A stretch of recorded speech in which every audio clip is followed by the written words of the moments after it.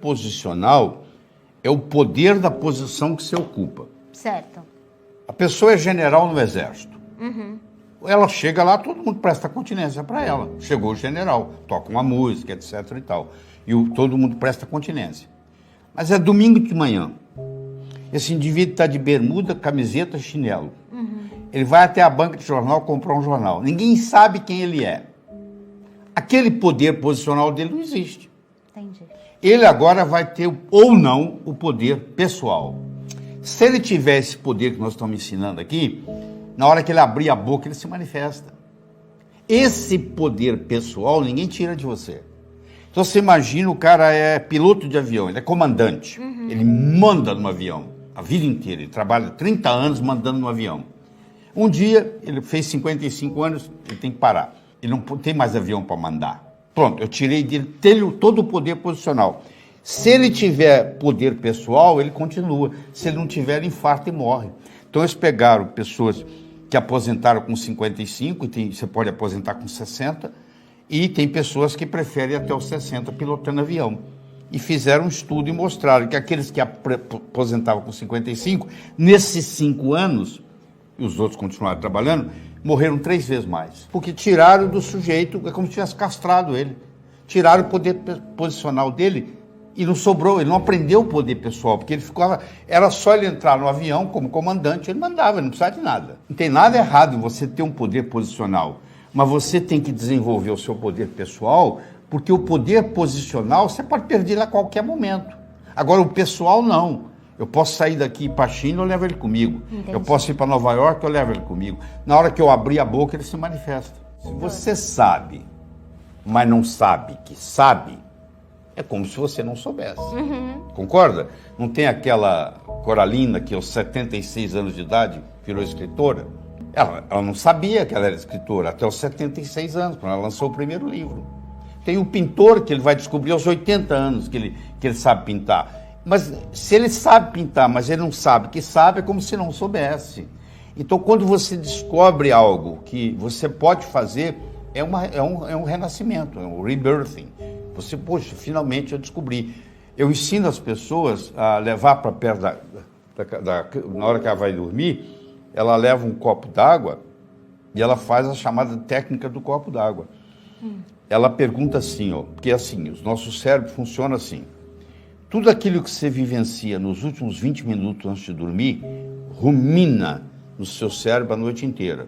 E tudo aquilo que você pergunta para o seu cérebro, porque nós dormimos, em média, 8 horas por noite. Então, se você que está me assistindo tem 30 anos, você passou 10 anos dormindo. 1/3 da vida você passa dormindo. Você já pensou que bonito você aprender a colocar o seu cérebro para trabalhar para você enquanto você está dormindo? Olha o quanto que isso vai alavancar a sua vida. Então eu ensino a técnica antiga, milenar, do copo d'água. Eu faço a pergunta que eu estou querendo resolver hoje à noite, como é que eu vou fazer essa decisão amanhã? E eu tomo um pouquinho de água. E esse copo fica lá na cabeceira, lá no criado mudo. Amanhã eu acordo, vou lá, tomo outro golinho d'água. O meu cérebro faz uma conexão entre a pergunta e a resposta. É o que o Ivan Pavlov mostrava, que é um reflexo pavloviano. Eu fiz a pergunta, tomei um golinho d'água. Quando eu tomo outro golinho d'água amanhã de manhã, eu desencadeio a resposta que o cérebro trabalhou. E é impressionante. Às vezes você está tomando café da manhã, às vezes você está dirigindo para o trabalho, de repente a ideia vem. Então eu ensino as pessoas a descobrir qual é a finalidade de vida. Qual é a sua finalidade de vida? Para que você nasceu? Fazendo essa técnica, eu descobri transformar as pessoas de uma forma alegre e poderosa, com amor e sabedoria. Isso veio da minha cabeça, do jeito que eu estou ensinando aqui. Eu fiz isso, sei lá, uns 20, 30 dias seguidos, e de repente eu estava tomando café da manhã e isso desceu. Quer dizer, o meu cérebro, o meu inconsciente respondeu. Quando eu passo a trabalhar, primeiro você deixa de trabalhar, porque não é trabalho mais. Quando você está na sua missão de vida, você está de férias. Você não sente que você está trabalhando. Segunda-feira passa a ser o melhor dia da semana. É muito simples, você pergunta para uma pessoa assim, qual o melhor dia da sua semana? A pessoa falar que é sexta-feira, essa pessoa não está coerente com a sua finalidade de vida. Porque a pessoa que está coerente com a finalidade de vida, ela quer começar de novo. Aí você fala assim, mas vai mudar o quê? Eu falo, muda tudo. Você que está aí me assistindo, você está interessado num joguinho que tem uma bolinha, que eu jogo para aí, você joga para mim. Eu jogo para você, você joga para mim. Eu jogo para você, você joga para mim. Está começando a ficar chato, não tá? E se eu chamar esse jogo de tênis? Ah, mudou, né? Aquela bolinha que vai para lá, para cá, enquanto eu estou falando dela para lá e para cá, ela não tem muito valor para você. Mas na hora que eu chamei de tênis, tem milhões de dólares por trás, tem um marketing por trás, mudou tudo. E é a mesma bolinha indo para lá e para cá, mas agora não é bolinha mais, é tênis. Quando você descobre a sua finalidade de vida, acontece isso. Uma coisa que parecia corriqueira, de repente ela tem um significado totalmente diferente. E realmente, primeiro, você para de envelhecer, sua saúde fica muito boa, obrigado.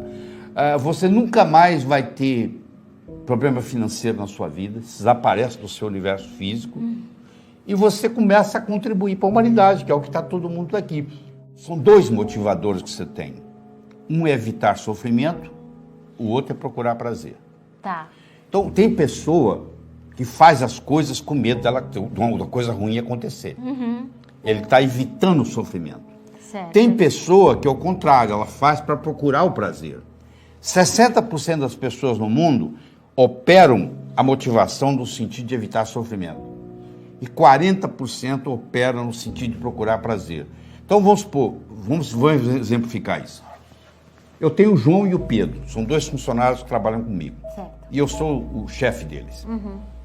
E o João, eu descobri que ele evita sofrimento. Não dá para explicar aqui, porque senão ele demoraria muito tempo. E o Pedro, eu descobri que ele procura prazer. E eu vou fazer um projeto junto com o João e junto com o Pedro. Só eu chamo o João na minha sala e digo assim, ô João, eu, você e o Pedro vamos fazer um projeto juntos.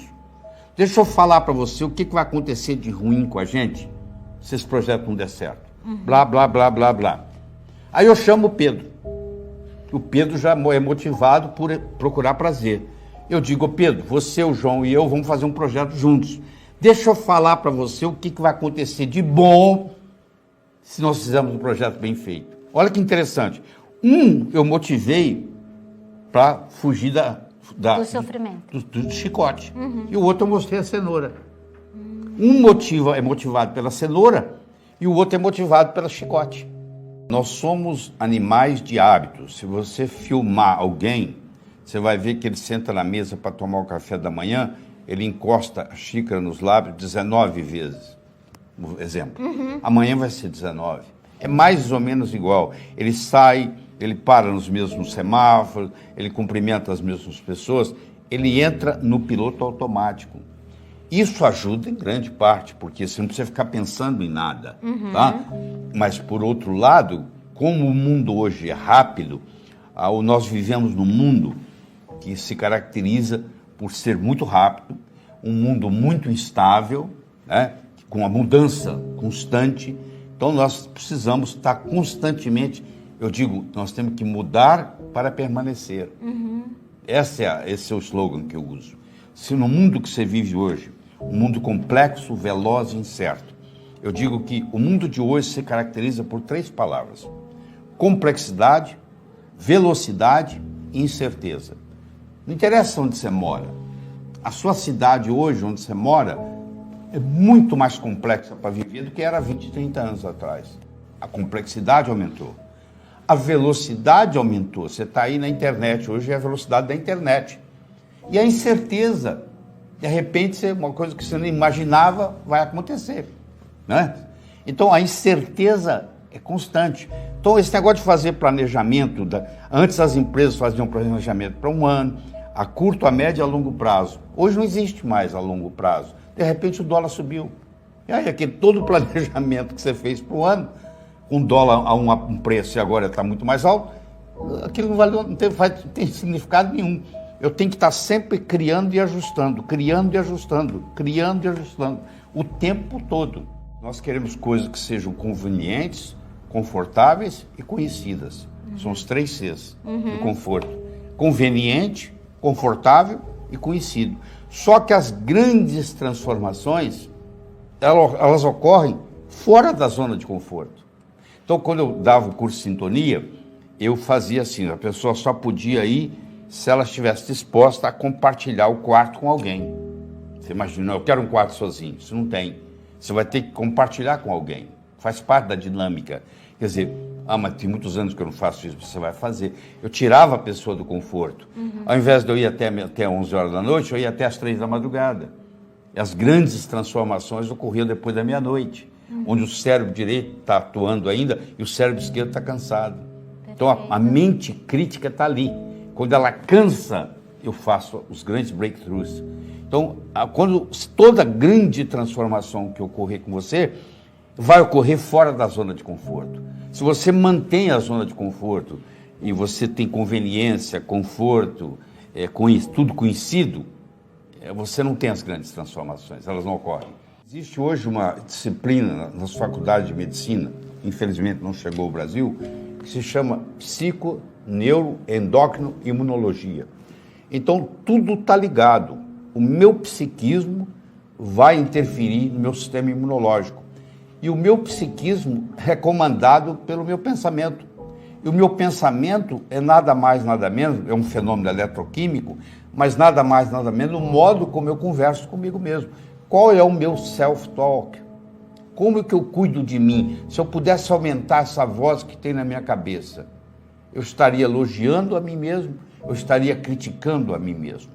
Qual a relação que você tem com essa voz? E isso, às vezes, a pessoa está notando pela primeira vez.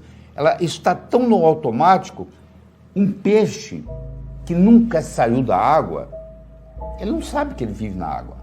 Uma pessoa que está acostumada com um self-talk negativo, um diálogo interno negativo, a vida inteira, essa pessoa não está consciente que ela tem esse diálogo interno negativo. E é uma descoberta, no momento que você tem uma tecla no computador que diz cancela. Na hora que vem um diálogo interno negativo, você cancela e substitui aquilo por um positivo. Tem gente que não consegue se comunicar com si mesmo, entendeu? O self-talk, o diálogo interno está comprometido. Isso repercute diretamente no sistema imune. E o sistema imune é a espinha dorsal da nossa fisiologia.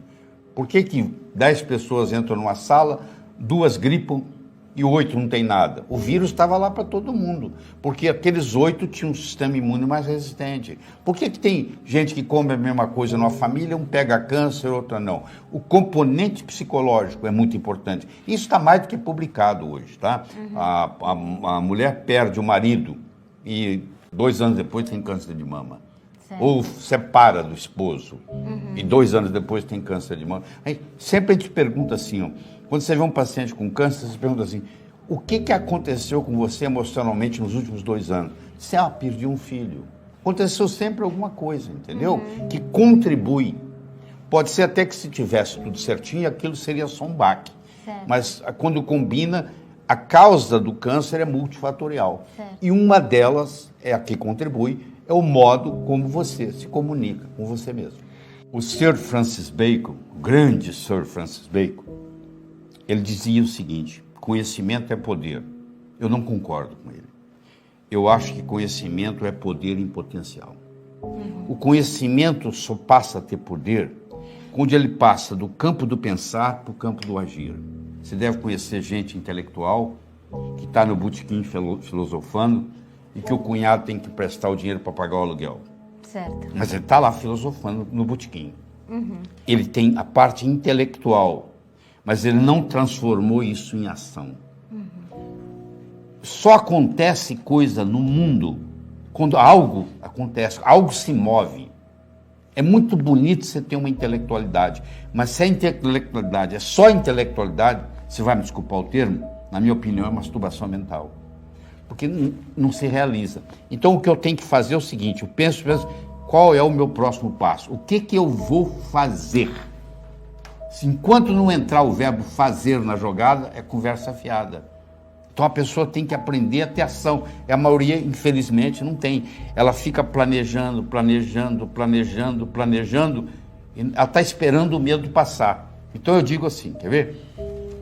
Você imagine que você subiu num trampolim muito alto e lá de cima você olha lá embaixo a piscina. E você vai pular, aí você olha a altura, você fica com medo. Dá um frio no estômago. Você dá uns passos para trás, parou o medo. Você volta, o medo volta. Ou você pula com medo, ou você não pula. Tá? Coragem não é pular sem medo. Coragem é pular apesar do medo. O soldado que vai na guerra e não tem medo nenhum, ele não é corajoso. Corajoso é aquele que está com medo e vai. Então, na vida é a mesma coisa. Tem muita gente, talvez você possa ser um deles, que está esperando o medo passar. O medo não vai passar.